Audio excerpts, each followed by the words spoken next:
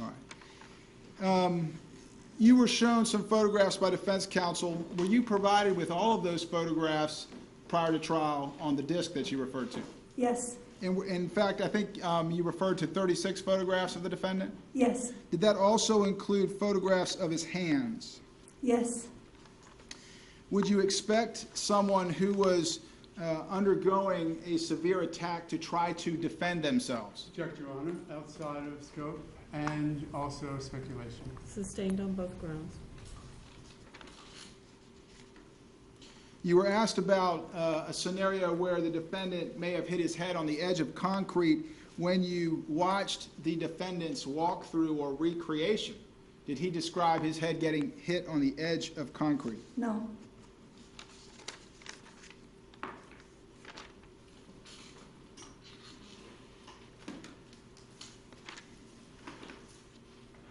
Judge, thank you. That's all I have. Thank you.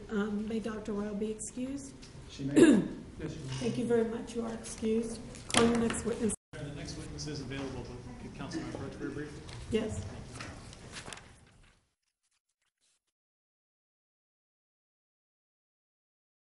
We're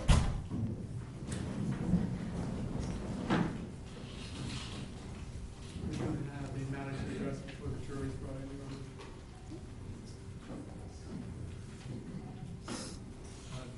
No need to be the bench, correct? I don't know what it is you want to address.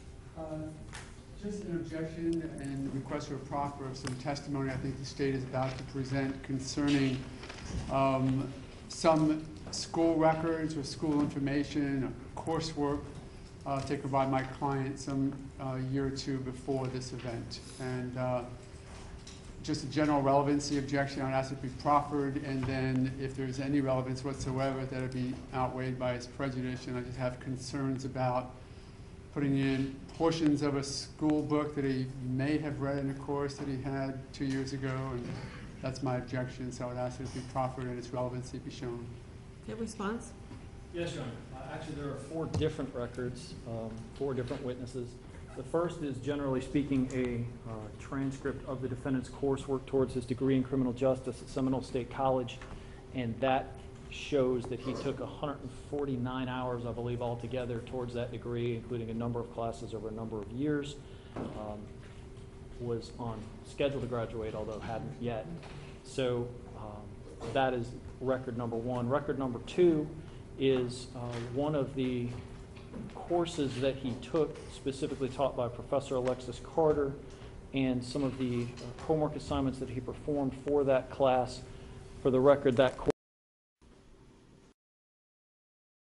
course was titled Criminal Procedure. It involved, as Professor Carter will indicate, discussions extensively of a number of Florida laws, including self-defense and the stand your ground law. Record number 3 is a application to be a police officer for Prince William County in Virginia, and simply the application and the fact that he was not accepted for that position. That is it. And then the 4th is a record of a Sanford Police Department application to ride along with police officers. Those are the 4 records.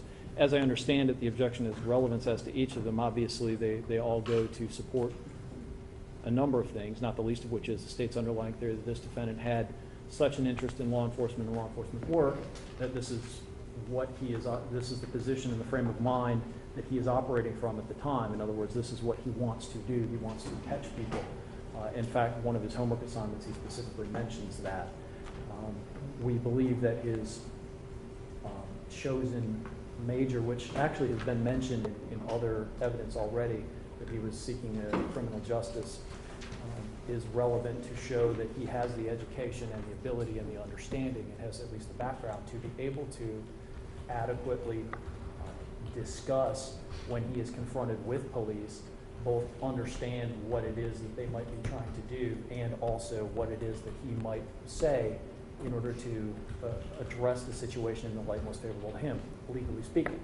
I think as far as his knowledge of the law, that certainly would be relevant to his statements and his state of mind while making them, particularly as we just heard him tell Sean Hannity on national television that before this case he'd never heard of the stand your ground law. That would be directly contrary to one of his professors. And the other two records, the application to in fact be a police officer, as well as to ride along locally, I think would be relevant again for the same reasons. This is a ongoing pattern of behavior, and it shows that this defendant has had that interest for some considering time, and that this is very important to him, that he be able to act and potentially become like a police officer. And it is the state's position that one of our arguments in this case is that that's what he was actually trying to do at the time of the encounter for which he's on trial in this case. Okay, response? Well, the response, Your Honor, is that it simply isn't relevant. What they're trying to do is use a transcript, for number one, trying to use a transcript that he did, so he didn't even complete the degree, but to the extent that they're going to try and put before this jury that he went to community college seeking a legal studies degree is of no relevance to them. This event is supposed to have occurred within 7 or 8 minutes, exactly what happened that day. We have taken pains not to get into Trayvon Martin's school records and his past because we know that they carry a level of protection that they're supposed to protect. In this case, what they're trying to say is that because he went to college, because he went to high school, because he went to first grade, maybe even because he had a civics class, that is going to be able to get before this jury so they can focus not on evidence, not on hard and fast evidence that they have, but on some theory that he acted in a way after going through what he went through that night that he knew to say to the cops something that he said it while the evidence supports it. All I'm saying to you is that if it's relevant to an issue, or material issue, then let him show what that relevance is. The idea of just doing a witch hunt, if you can, or at least a fishing expedition, to try and argue to this jury at some point that he went to college and even that he wanted to drive along with a cop somehow is a negative thing, somehow suggests that it's bad that he wanted to go to college. I don't see any relevance, and if there is any minor relevance, rather than just a fishing expedition, it's certainly outweighed because I don't understand when you say it's a fishing expedition well, from the exhibits that they're intending to introduce. okay, the fishing expedition part of it is what they're trying to say. They're trying to come up with some theory. They don't get to just say, Judge, it's our theory that he's a bad guy because he went to college, but in effect, that's what they're doing. Their theory is not supported, at least yet, and they're a week and a half into their case, hasn't been supported by hard, fast evidence suggesting the anger and the animosity they want to try and I don't get. think what they're trying to introduce is, for that purpose, from what I heard Mr. Manti say, is for the Mr. Zimmerman's knowledge of criminal justice and techniques of investigation techniques, interview techniques. He did say on the interview that was played from the state's exhibit number 180, the interview with the Hannity show, when asked the question if he knew about stand your ground law, and he said no, he did not. So that's one of the things. It's the state's saying that it's not a fishing expedition. It's to show that the defendant had knowledge through course review as to police techniques for interviewing. I don't know what the course information is going to indicate, what was taught. Well, the reason why I call it a fishing expedition is then, honestly, where does it end? And that's why I'm suggesting it's a fishing expedition. Do now everyone who's gone to a 6th grade civics lesson? That's not what they're seeking to introduce. They're trying to introduce courses that Mr. Zimmerman took in criminal justice or towards a criminology degree. It's not like they're trying to introduce that he took humanity classes or he took a 6th grade geography class. They're being specific. I haven't seen the exhibit. Presumably you have. I'm now looking, sorry. I'm looking at it. I don't see anything that says stand your ground was the only thing he said he didn't have, but I'd have to look at it and see. Well, there's 4 exhibits up there if you want to take your time to look at them. As I said, Professor Carter will describe in detail the stand your ground portion of that coursework. It's not referenced by name in the book. That's why he's here live. But that's sort of just an aside. I want to make sure that that point was clear if we're going to argue about it. Okay. We're going to go. I guess, go back and forth a little bit. Well, I would, again, I have not seen any of the proposed exhibits. I have no idea what you all are talking about in regards to each of them. If somebody would like to hand them to me, I'll review them. Let me see the police out. In order, you're on 209. Just one second. Sure. 209, which is the, Coursework towards the degree, including a certificate from Professor Carter as to the specific class in question, in which he awarded the defendant an A. Well, these records are his college record that shows all other classes and what those grades are. I would agree that that's not relevant, and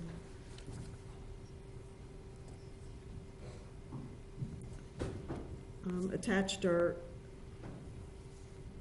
grade change and academic record update form. That is the record from Professor Carter awarding the grade for the particular class. Okay, course title, criminal litigation, Yes, Your Honor. spring 2010.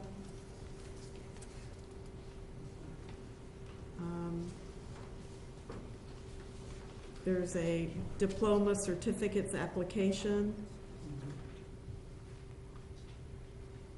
Which I believe shows the proposed graduation date of late 2012, 2013.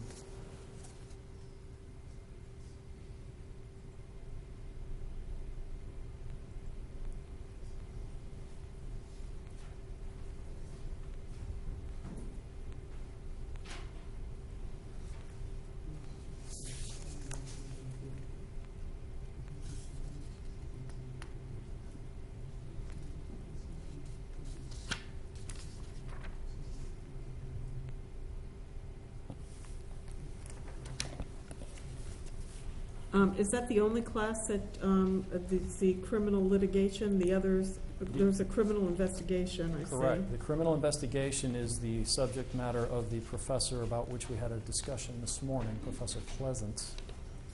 And I have an update on that situation when we get to that point as well.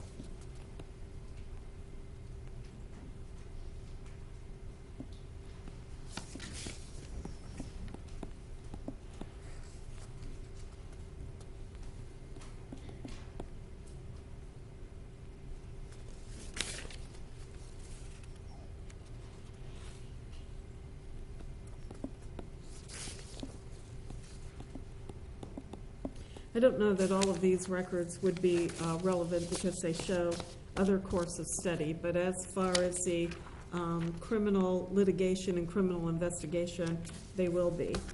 So you need to redact these records to comply with that. What's the next exhibit? Your Honor, the next exhibit is a composite of 210, and I don't know if this one is the course book material as well as the homework from the criminal litigation class. Mr. O'Meara at one point indicated that he wanted the entire course book entered, and so I have that available. I'm not sure whether that's still the desire. The other part is just the section relating to self-defense. Now, is there a live witness who's going to testify as to these exhibits? Yes, Your Honor. Professor Carter is here.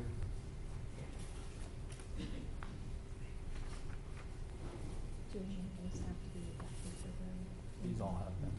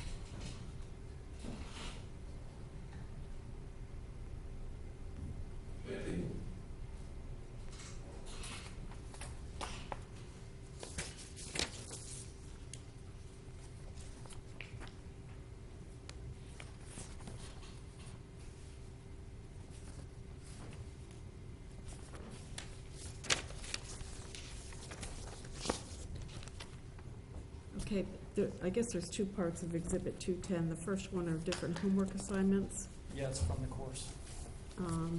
and a final project paper. And that continued to be heard on the objection that I was outlining before. On this Exhibit 210, yes. Actually, on all of them. Personally, I don't think the state can create evidence and then, for the sole purpose of impeaching it. They introduced Sean Hannity. They left in that portion about standing ground, and now they're trying to bring in additional evidence to try to impeach Mrs. Zimmerman on what they put into evidence. So I think, and I don't have the case law right here, but I'd be glad to present it to you, that they can't create evidence. They can't ask a question the way they did. They didn't ask the question. Well, they presented the evidence. Okay. And they could easily have redacted that had they had the concern to. They left it in solely for the purposes of bringing in suggested impeachment to say that he did say something or know something when he didn't, when he said he didn't. So they can't create their mild problem by putting in evidence solely so they can impeach it, Your Honor. I think that that is unfair. It's inappropriate, and they shouldn't now be able to come in and impeachment. So that's sort of as an aside to what they're attempting to do. Wouldn't that be the same as declaring a witness as a hostile witness? So I think what they're doing is they can't open their own door, Your Honor. I think rather than impeaching as a hostile, what they cannot do is, as you sort of suggested last week in the trial, you can't open the door a little bit yourself so that you can push through it. And that's what they're attempting to do by leaving that in to an otherwise redacted statement, just as an attempt, a foothold, if you would, to get in evidence that now might suggest, not in the book, because the book says nothing about standing ground, but that some professor may come in, acknowledge that George was or was not even in class that day, and talked about standing ground. I presume that's what they're going to have him testify to. And they can't simply create their own impeachment evidence, which is what they're doing with that particular attempt. Well, I'm going to have to give you time to look at some case law on that, because I don't know at this point in time that I agree with that. If I may, the state's position would be, although it is impermissible to call any witness for the sole purpose of impeaching them, that is certainly not the reason that that exhibit was admitted, and I would point out that it was admitted upon stipulation of both parties. Right, and the court even read the instruction to the jury that portions have been redacted. So that creates a whole nother issue. And as to the school records themselves, even, I understand the court's ruling as to some of it, but even as to the other ones, again, I don't think it's appropriate for the state to focus this jury on evidence of my client. But that's their case that they're trying to present to the jury. That's their theory of the case. And they're allowed to present evidence on their theory of the case, just as the defense is allowed to cross-examine their witness on their theory of the other witnesses on your theory of the case. My understanding is that there at least there needs to be some connection.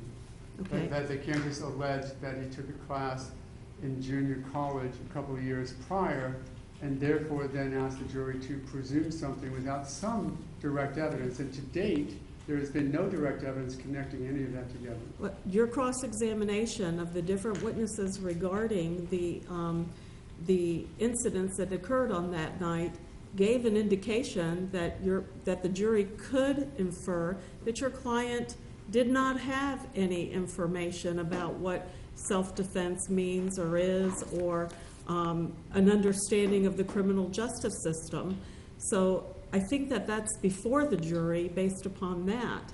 So if it's the theory of the state's case that Mr. Zimmerman had that information, or at least understood the process, I think they're entitled to bring that forward. If you would like a few moments to get some case law on that, I'll recess for about a half hour, and you have people there helping you. You can go ahead and try to find the case law. As to the request for the proffer, then, can I at least request that the state proffer that they're going to be able to connect up? As an example, I mentioned a moment ago, if they're going to suggest that my client knew about standing ground, would they not need to at least present evidence from their witness that my client was present during some coursework that was given? If not, then it's pure supposition. I don't think it would be then, the relevance is not bridged. That's what I was talking about a moment ago, maybe not artfully, but if they can't connect the dots at all, they can't just allow this jury to sort of guess as to what it means. So if stand your ground is going to be an issue, and they now want to show he was there for stand your ground, shouldn't they at least show he was in class? And I asked for that proffer. So I'm going to say one thing about that is we've now moved again, as so often has happened here, from the original objection to 4 different points removed from the original objection. If we're now asking for a proffer about whether or not the defendant was present, I think it misses the point. The point is he had access to this information in the book, he had access to the information from the class, and I haven't seen the book. and that makes it, you have the chapter in front of you, which is a portion of that exhibit. The self-defense chapter Yes, Your 7 Honor. is the portion Yes, Your Honor. that came from the book? Yes, it did. And the relevance of all of this, again, taken together, is that the defendant did have this information or access to this information. Whether he wishes to claim that he wasn't there that day, or whether on cross-examination they wish to ask the professor whether or not he could guarantee he was there that day, that goes to the weight of the evidence, not whether or not it's admissible in the first place. It's relevant evidence. As far as the idea that it's more prejudicial than it is probative, it's odd to first say this is good things and then argue that it is so prejudicial that it is unfairly prejudicial to the point that any relevance it has is outweighed. Those two arguments are completely inconsistent with one another. Let me try and make them consistent, because I Okay, was no, one who let spoke. me go ahead and do this, because we could go back and forth on this and all the time, and I'd rather give you the opportunity to go back and do a little bit of research. We'll be in recess for 30 minutes, and let me see what case law can be provided. The other 2 exhibits before we recess on this are, One is an application to be a police officer. and what is the date of that application? That is, it was July 8th, 2009 was when that was resolved. Okay, and the other one is an application to ride along. What is the date of that? 3/15/2010. Okay, I will consider all of those. We'll be recessed for half an hour. Thank you.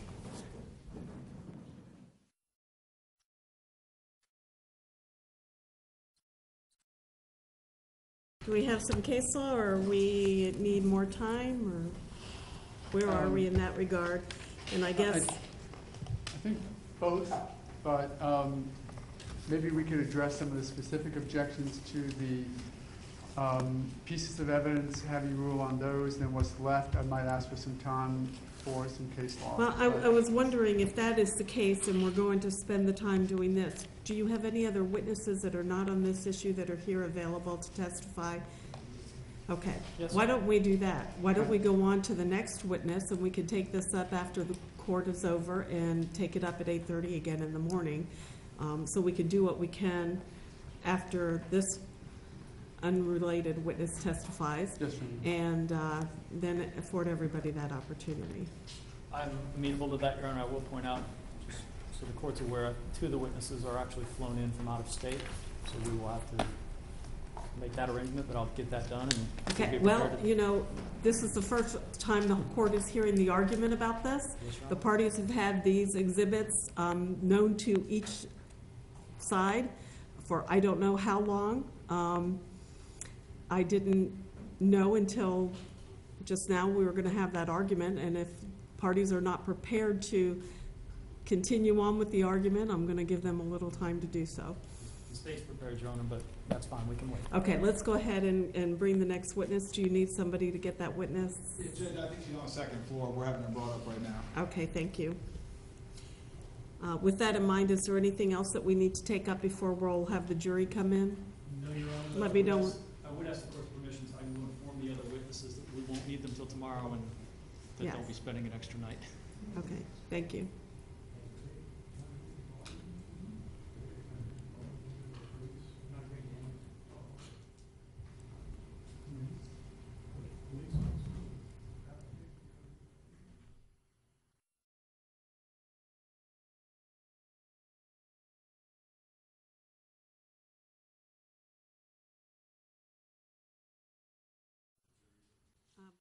Just when we know the witness is outside.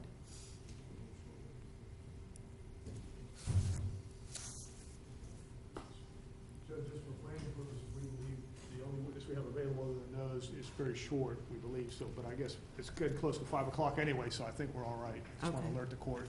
Thank you.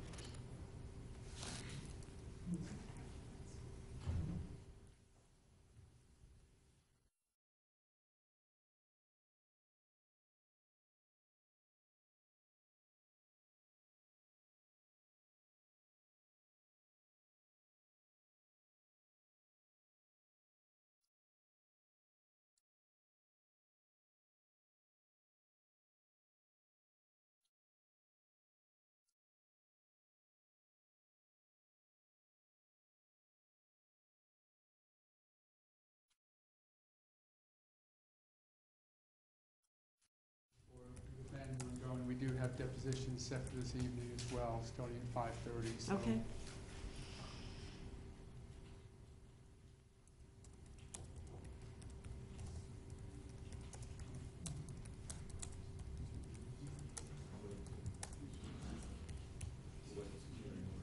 Witnesses here, let's go ahead and bring the jury in.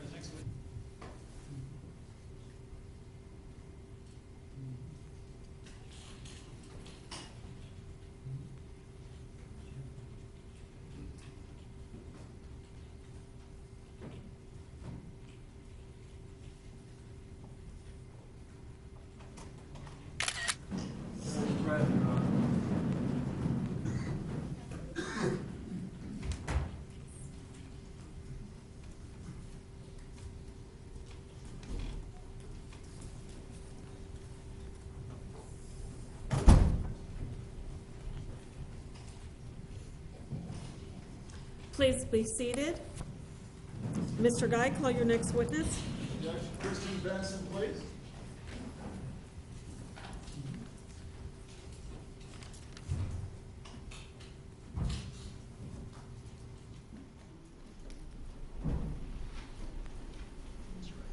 Do you solemnly swear or affirm that your testimony in these proceedings will be the truth, the whole truth, and nothing but the truth, so help you God? I do. Thank you.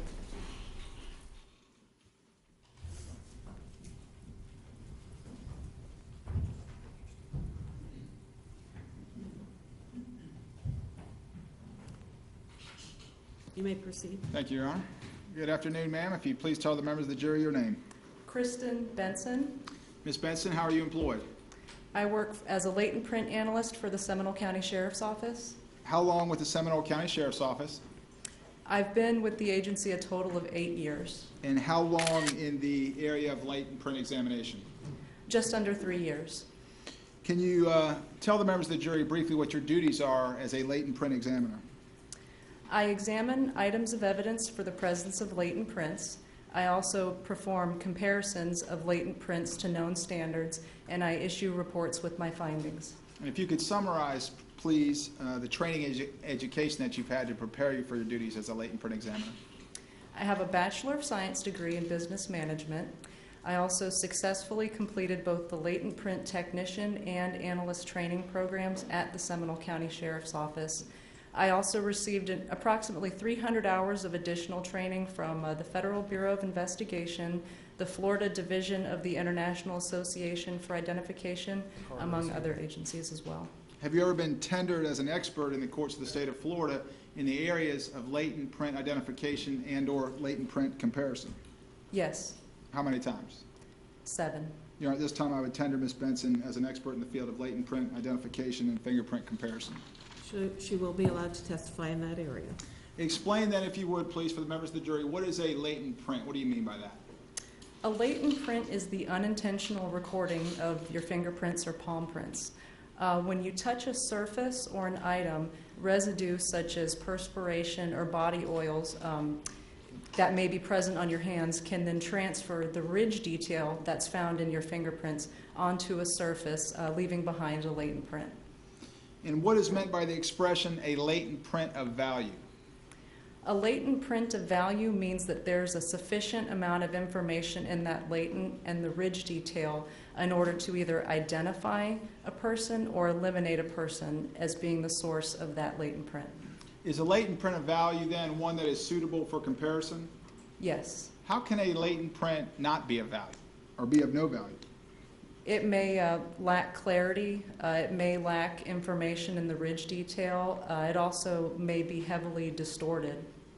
If a person touches a surface, and I'll use my example, my thumb on that surface, is there any guarantee that I'll leave a latent print of value? No. Why not? First of all, there has to be enough residue on the hands present to transfer onto the surface. Another reason might be is the surface of the item that you're touching or the object needs to be conducive to receiving a latent print. Generally, heavily textured or rough surfaces are less likely to receive a latent print than, say, a smooth surface would be. Can latent prints be destroyed if they are deposited? Yes. How is that? Excessive handling of a surface or the object that has suspected latent prints on it can wipe away, damage, or destroy latent prints. Also, environmental conditions such as rain or heavy humidity can damage or even destroy latent prints. And in your field, what is meant by a latent print card? A latent print card generally is a white card that's used to preserve latent print evidence on. And how are those used in your work? Generally, we receive latent print cards to examine for the presence of latent prints. What is a known ink print? A known inked print is an intentional recording of your fingerprints or palm prints for the purpose of identification. And if you have a latent print of value and a known ink print, explain for the jury how you go about comparing those two to determine whether or not they were left by the same individual. Once I've determined that there's a latent print of value, I'm then going to do a side-by-side comparison with the known inked print. I'm going to look for similarities and differences. I'm going to look for things that may be in agreement or not in agreement. And after a thorough examination and comparison is completed, I'm then going to determine that it either was identified with that known print or not identified with that print. And did you have an opportunity to examine a latent print card in the case of the state of Florida versus George Zimmerman? Yes, I did. Your Honor, may I approach the witness? Yes, you may. Ms. Benson, let me show you states 183, already in evidence. Ask you, do you recognize that?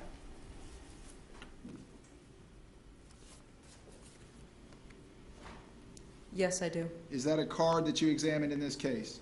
Yes. And can you just kind of hold it up for the jury from where you are and just explain it to them, explain the latent card to them? Okay, this is a latent lift card that was a area of interest was developed, and they placed a clear, or whoever lifted this print placed a clear piece of cellophane tape on top of the latent and then placed it onto the latent print card on the opposite side that you see here. And did you examine that card to determine whether or not there were any latent prints of value? Yes, I did. Explain to the members of the jury how you went about that. I used a handheld magnifier to examine the lift areas that were present on this latent lift card. Did you find any latent prints of value on states 183? No. All right. Ms. Benson, did you have any further involvement in the case? No. All right. Thank you for your time. Thank you. Just very briefly. Good afternoon, ma'am. Good afternoon. How are you? Good. Do you even know from looking at that document you have in front of you where that print was lifted from?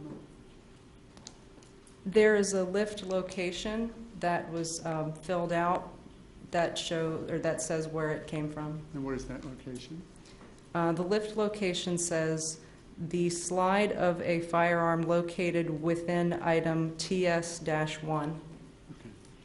And in effect, taken from a firearm, correct? That's what's indicated on the lift card, yes. Okay. And did you only get one latent print Yeah. to review? Yes, I only received one latent card to review. And you had mentioned that environmental effects can have a negative effect on latent prints, correct? Yes, it can damage latent print. And I think you mentioned that rain itself can, It can. because what is left as part of the latent print or the makeup of the latent print are oils from the skin? It can be, yes. Okay, and other debris, but it allows for the weight determination because the fingerprint can leave a minute amount of oily substance that actually is the print itself, right? Yes. Okay, and water can wash that away. Yes. So that fingerprints may have existed on an item that you would lift a latent from, and there be no latents whatsoever, correct? That's correct. Even though the gun's been handled by 1, 2, or 3 people. That's correct. Any other latent work or fingerprint work that you did have anything to do with the Zimmerman case? No.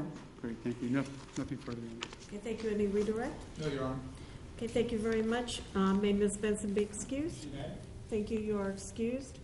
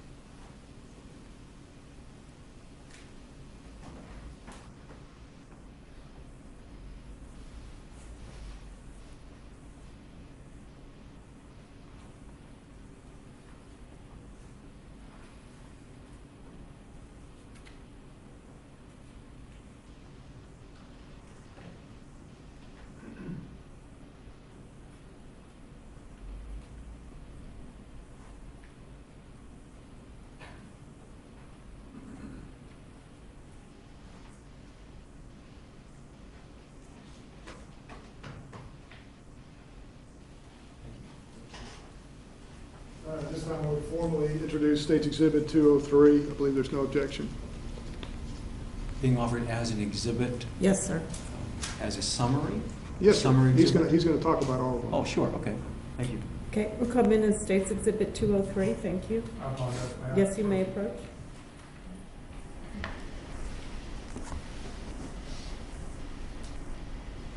We're going to want to talk while we're at it about using, obviously, State's Exhibit 203. I want to talk about the 4 swabs that were taken from the defendant's gun. I believe the first one I want to talk about is the swab taken from the pistol grip.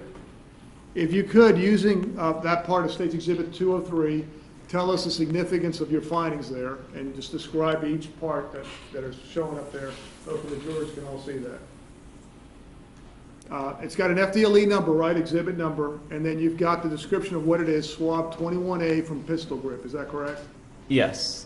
This is basically a summary of the testing I did, the results of that testing, and then the statistical analysis. So over here, this is the number that this exhibit got assigned when it came into the FDLE laboratory. I usually refer to them as the agencies, the Sanford Police Department's number, which is over here, which would be, it was DMS 21, and then since there were 4 swabs in the box, they got labeled A, B, C, D. So swab A here was from the grip of the gun, and I did the chemical test for the possible presence of blood on this swab, which gave me a positive result. So that's this column here, whether or not I did that chemical test. The next column is whether or not that sample gave me an indication of a mixture of multiple people, or if it was a single source. So this one here, yes, meaning I got a mixture of DNA from the testing of that sample.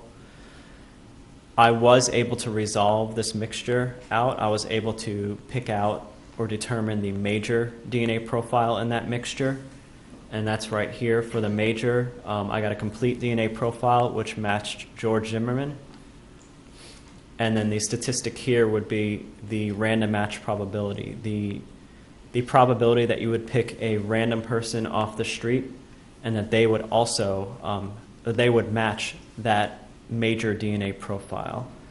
So just to read that, the probability would be 1 in 11 quadrillion Caucasians, 1 in 1.5 quintillion African Americans, and 1 in 57 quadrillion Southeastern Hispanics. Okay. So going back to the mixture, also for the minor, which would be the lesser contributor or contributors, I was not able, not determined means I was not able to determine a profile for that minor or minor contributors. And the comparison of my other standard, which would be from Trayvon Martin, to that mixture, I determined that Trayvon Martin was excluded as being a possible contributor to that mixture. So as to this part of the Exhibit 203, the swab or the DNA that you developed from the pistol grip of the defendant's gun, it was positive for blood, correct? Yes. And then there was a mixture. The major Into the was courtroom? matched the defendant, George Zimmerman, Yes. and you were able to exclude Trayvon Martin as having DNA on the pistol grip. Is that correct? Yes, Trayvon Martin was excluded as being a possible contributor to this mixture on the grip. I want to move next to the second part of the swab from the pistol trigger this time. On the previous exhibit that you examined, did you again perform or try to do the same testing? Or tell us what that significance of that FDLE Exhibit 3 was, sir. The 21B was a swab collected from the trigger of the pistol. I did not perform the chemical test for blood on that exhibit. The swab itself didn't give me an indication that blood might be present. There was very little staining on that swab, so I did not perform that test. I did not get a mixture of DNA, and the results that I got were so limited from that sample that I was not able to interpret those results. So when I get, Oh, I'm sorry. when I get less than a complete DNA profile, like I said earlier, I could potentially get a partial DNA profile, but I could also get significantly less results than that. And if it doesn't meet a certain threshold, then I can't make any comparisons or interpretations with any of that data. It was too little data for me to make an interpretation on. The other swab, I believe, was from the pistol slide. Tell us what your findings were regarding that, sir. The swab from the pistol slide gave a negative result when I tested it for the possible presence of blood. The DNA testing result was not a mixture. It also gave me limited results. However, I was able to make determinations on this. It was too limited for me to match it to any one individual. However, I was able to make a comparison and potentially exclude any individual that I thought couldn't possibly have contributed to the sample. And as far as the comparison to the George Zimmerman and Trayvon Martin, I was not able to include or exclude either of those individuals to that limited sample. This just wasn't enough there? I just wasn't able to make a determination. There wasn't enough information of them for them present to make an inclusion, because I wasn't able to make an inclusion to the sample in general, and there wasn't enough of an absence of their information for me to say there's no way that they could have contributed to it. I believe the fourth swab was taken from the holster itself. Tell us, and that's the last part of this slide that I've shown you, tell us, if you could, what your findings were regarding that. The swab from the holster tested negative for the possible presence of blood. The DNA testing gave me a mixture of DNA. I was able to resolve out a major DNA profile for the sample, and that major DNA profile matched George Zimmerman.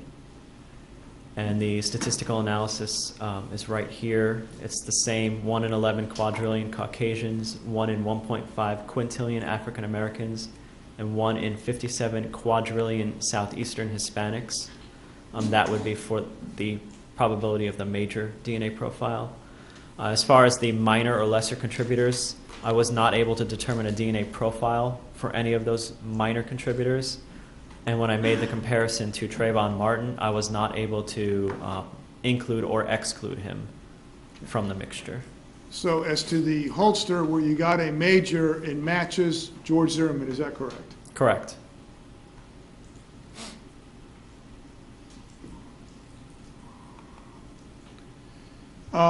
Did you then also examine fingernail scrapings from Trayvon Martin taken at the medical examiner's office? I did. Your Honor, may I approach the witness? Yes, it may. Sir, I'm going to show you what's been, thank you, Your Honor. State's exhibit number 191, and I ask you if you recognize State's exhibit 191, sir.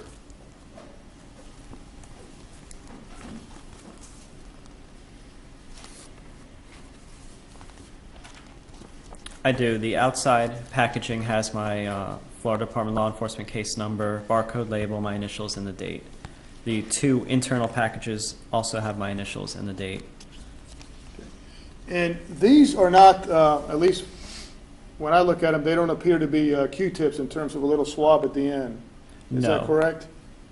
It's- What are these? It's a wooden scraper stick. It has one pointy edge, and that edge is used to scrape down in between the fingernail and the skin to try to obtain any kind of foreign DNA that might be present under someone's fingernails that might have happened during an encounter or a struggle. Okay. And so as to State's Exhibit 1, I'll get the right number here, 181, I believe, I'm sorry, yes, 191, excuse me. This would have, you can identify it as coming from the fingernail scrapes from medical examiner's office, Trayvon Benjamin Martin, is that correct? Yes. Okay, Your Honor, may I publish these to the jury? Yes, you may.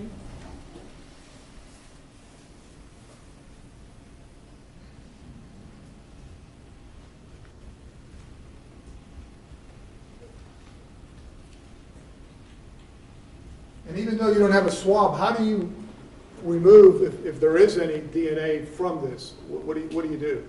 I take a swab and I swab the pointy end to try to obtain anything that is on that pointy end that came from under the fingernails. And let's, if we could, talk about your findings as to that specific exhibit, sir.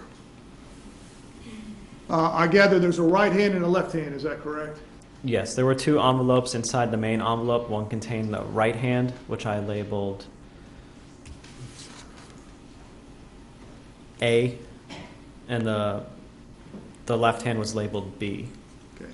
And if I could, I've put it up on the screen here. Tell us what your findings regarding your DNA analysis of the right hand fingernail scrapings of Mr. Martin. The right hand, the stick from the right hand had some red-brown staining on it, so I performed the chemical test for the possible presence of blood, and it tested positive.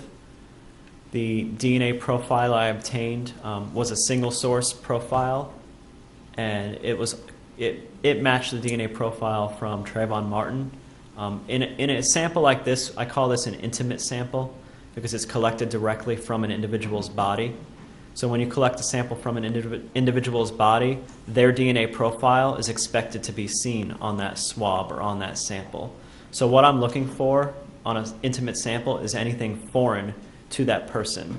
And in this case, because the DNA profile matched Trayvon Martin, that means there were no DNA foreign to him on that sample. In other words, from the right fingernail scrapings of Trayvon Martin, you did not find any of George Zimmerman's DNA there, is that correct? No, there was nothing foreign to Trayvon Martin. If we could move to the second part, which I believe would be the fingernail scrapings from the left hand. If you could tell us your findings as to that, sir. Yes, the left hand stick was not tested for the possible presence of blood. It did not have any staining on it whatsoever. I swabbed that, performed the testing, and I did not get any DNA results from that swab.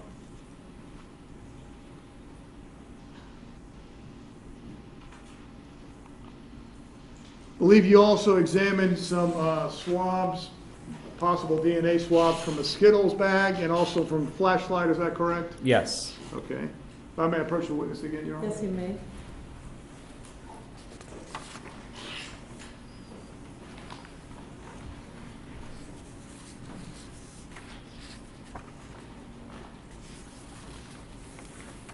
Sir, I'm showing you State Exhibit 169, and I ask you if you recognize State Exhibit 169, sir.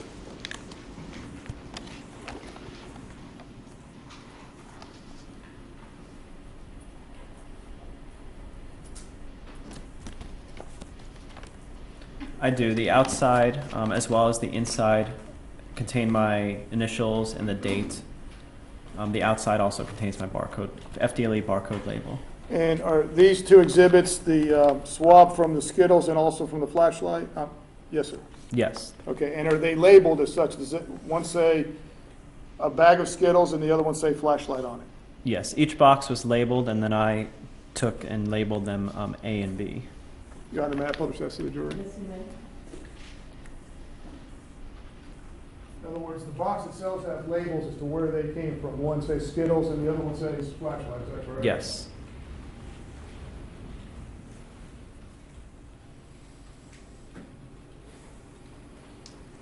we could, I want to ask you about your results or findings regarding those two exhibits, sir. Specifically, let's talk about the, thank you, Your Honor. Let's talk about the swab from the Skittles bag. What were your findings regarding that, sir?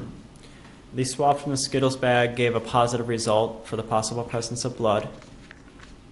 It was a single source DNA profile. It was a partial DNA profile, meaning I got less than the areas. These two samples, I tested 15 areas. It's 15 loci as opposed to the 13 on the rest of the samples in this case. So I got results at less than the 15 locations. However, that partial DNA profile did match Trayvon Martin, and the probability of finding that DNA profile at random would be 1 in 100 quadrillion Caucasians, 1 in 160 trillion African Americans, and 1 in 18 quadrillion Hispanics. I want to move now to the swab from the flashlight recovered at the scene. If you could, what were your findings regarding that exhibit? The swab from the flashlight gave a negative result for blood, and I was not able to obtain any DNA results from that swab. Sir, I now want to move to some analysis you did of a sweatshirt or hooded sweatshirt. Do you recall doing analysis, and I'm showing you for the record, State's Exhibit 118, a photograph. Do you recall doing analysis on that exhibit, sir? Yes, I do. Okay. With the court's permission, may we turn on the lights we're going to show the actual exhibit. So, thank you, Your Honor. Can I have some assistance?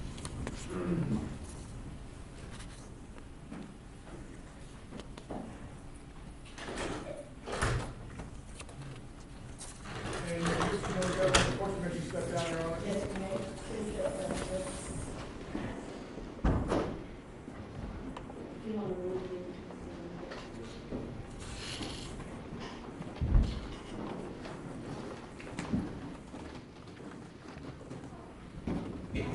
the- We're going, let me, if I could, let's try this. Stand over here, just keep your voice a little loud, so let's back up a little bit. Make sure the court reporter can, you got that? Obviously, we've got the photograph up there, but what number is that, Mr. Guy? Is it on the back? 155. 155, do you recognize it, sir? Yes, I do. And how do you recognize it? It has my tag, which is located right down here with the date I examined it, as well as my initials, case number, and exhibit number. Okay. Now, there appear to be some circles right here and some numbers or letters or something. How did they get there? Those are the stains that I saw during my visual examination of the item for possible blood. I performed the chemical test for blood on those items, on those stains, and I labeled them A, B, and C. And we're going to get the photographs, and then we'll also, let me turn this around.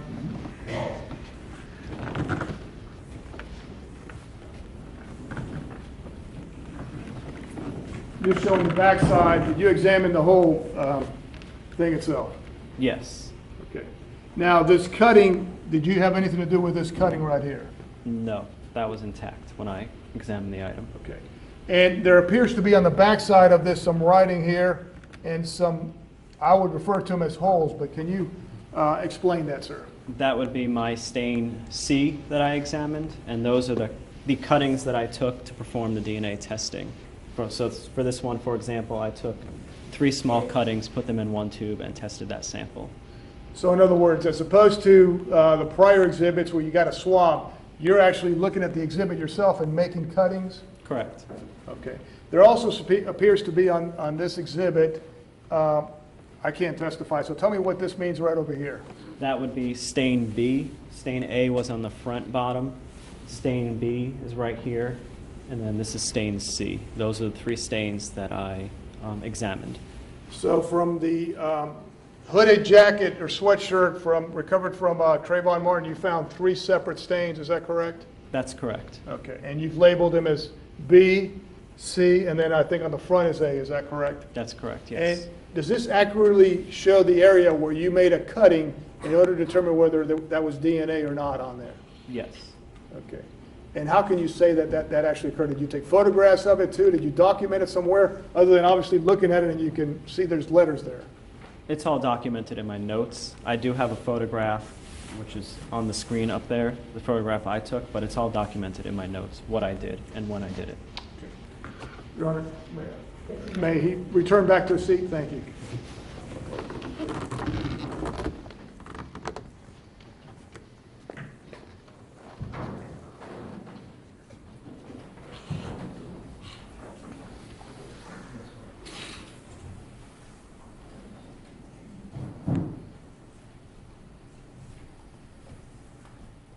So we're going. Let's talk about the findings regarding the hooded jacket recovered from, or that Mr. Trayvon Martin was wearing.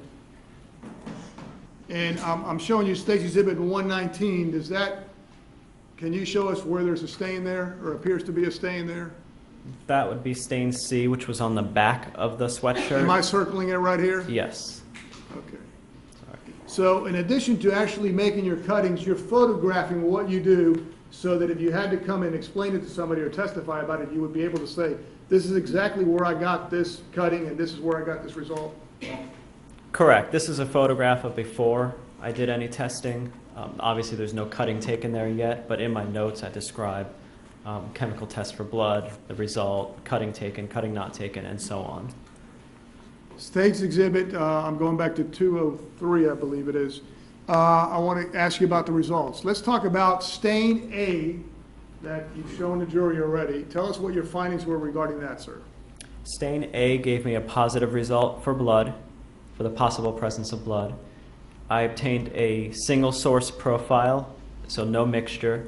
It was a partial DNA profile at less than the 13 locations that I test, and it matched the DNA profile from Trayvon Martin. And I believe you stated State's Exhibit, I'm sorry, stain A from the hooded jacket from Trayvon Martin was in the front, is that correct? It was in the front lower part of the jacket. Okay. Let's talk about the stain B, which I believe you stated was one of the sleeves, is that correct? Yes, stain B was on the sleeve, the left right. sleeve. And if you could, tell us what your findings were regarding that, sir. Stain B tested negative for the possible presence of blood, and I performed no further testing on that stain. And the stain C, which I believe was in the back of that hooded jacket, what were your findings regarding that, sir? Stain C gave me a positive result for the possible presence of blood. However, I was not able to obtain any DNA results from my testing. Okay. I believe we have one more. Tell us, if you can, what your findings were regarding that specific exhibit. In addition to the 3 stains that I tested, I was also asked to swab to see if there was any foreign DNA on the cuffs or the lower part of the sleeves of the sweatshirt. So I collected, well, first I did the test for blood on a rubbing from the entire cuff and lower part of the sleeve. I considered the lower sleeve from about the elbow down to the cuff. So I tested that whole area for the possible presence of blood, which tested negative for the right cuff and sleeve. I swabbed that area to see if there was any DNA foreign to Trayvon Martin, since it was his sweatshirt, so I can expect to potentially see his DNA profile there. And it was not, there was no DNA foreign to Trayvon Martin on that right sleeve. And did you also do that to the left cuff or lower sleeve? Correct. That was about the same results. It was negative for the possible presence of blood, and I was not able to obtain any DNA foreign to Trayvon Martin from the left sleeve cuff swab that I collected. I want to make sure the jury understood that. Are you saying that as to the hooded jacket from Mr. Martin, right cuff and left cuff, let me, Mr. Guy, would you help me with this exhibit? I want to make sure we're talking the same thing. Make sure the jury understands. Just go to where the witness is. When we approach the witness, Your Honor. Yes, you may. And for the record, I'm showing you State's Exhibit. Mr. Guy is on that side. 155. Okay.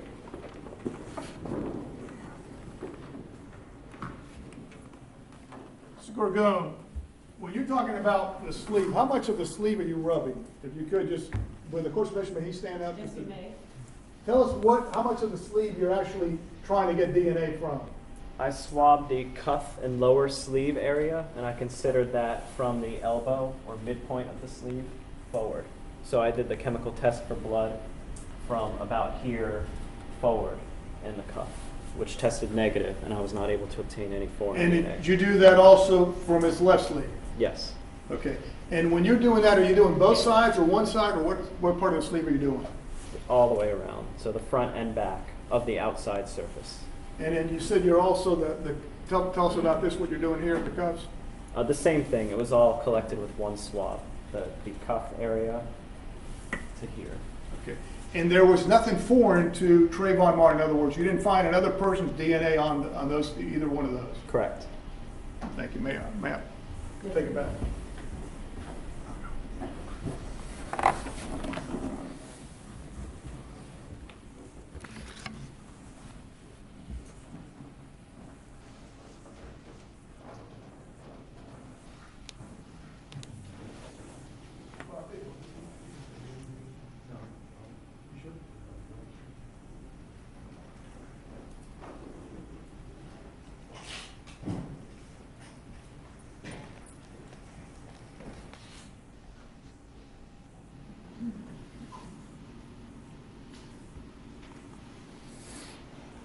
Thank you, Your Honor. Did you do then examination or analysis on the sweatshirt that Mr. Martin was wearing underneath that hooded sweat jacket? Yes, I did. Okay, and do you see before you a photograph of State's Exhibit 120, sir? Yes, And did you perform or attempt to perform analysis on that exhibit, sir? I did. Okay. I'm showing you State's Exhibit 121, which I believe covers the bottom part of that sweatshirt. Is that correct?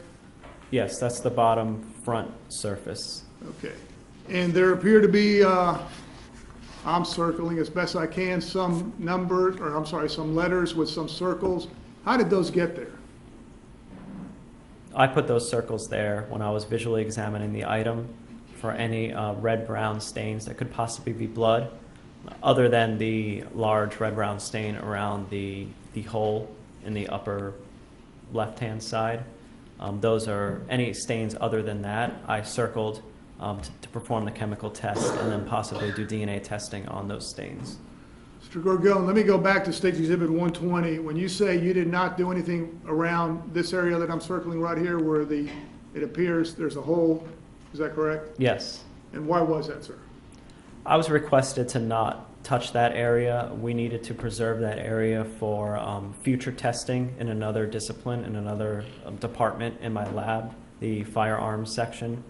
So any disturbance that I cause in that area with my cuttings and rubbings and stuff could affect their future testing, as well as the fact that, you know, around the potential bullet hole there, we're pretty sure we know whose blood that is, and it's not as important as maybe the peripheral stains on the sweatshirt. Let me then go back to 121. Now, why is it that you put a letter as to each one? Why do you put A, B, and it appears D right here, and then C? Why do you do that? Just to have a unique identity to that stain, so I can refer back, stain A was positive, stain B was positive, you know, or so on, as opposed to just circling them and you know, getting confused as to which stain. This way I know what stain A is, I know where stain A is, and I know where stain A is located, and I know what I did to stain A and what the results were. Okay. Let me show you, and let's talk now about your findings. And I apologize, Your Honor. Can we turn the lights back on? I want to show them the actual exhibit. Your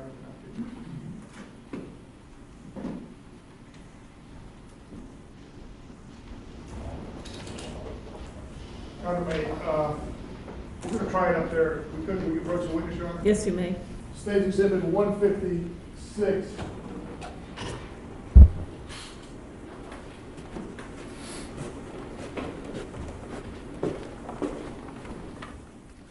We're good. If I can get you to look at this exhibit. Do you recognize this exhibit, sir? Yes, I do. That has the white tag up towards the collar area has my initials, as well as the date, the exhibit number, and the FDLE case number. And can you point to the area that the jury just saw from the photographs in terms of A, B, and C? Come on. Okay. Yeah, I apologize, Your Honor. May he stand up? Here, stain A is located in the lower right-hand portion. Right? Yeah. Right hand. Here is stain B. Oh, I'm sorry. My fault. I'll tell you what, let me get Mr. Guy to assist us. And with the court's permission, may he just step down? We'll do it easier for you. I don't want you. Mr. Gargell, let's go ahead and step down and let's use that table. And I apologize. My fault.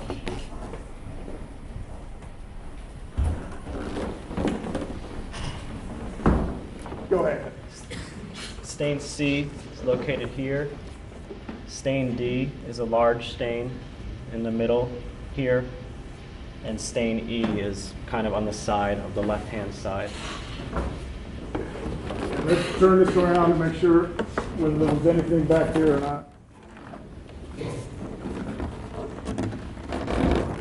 There were no stains located on the back that I performed testing on. Okay, all right. Thank you. Thank you, sir. May he resume the seat, Your Honor? Please be seated.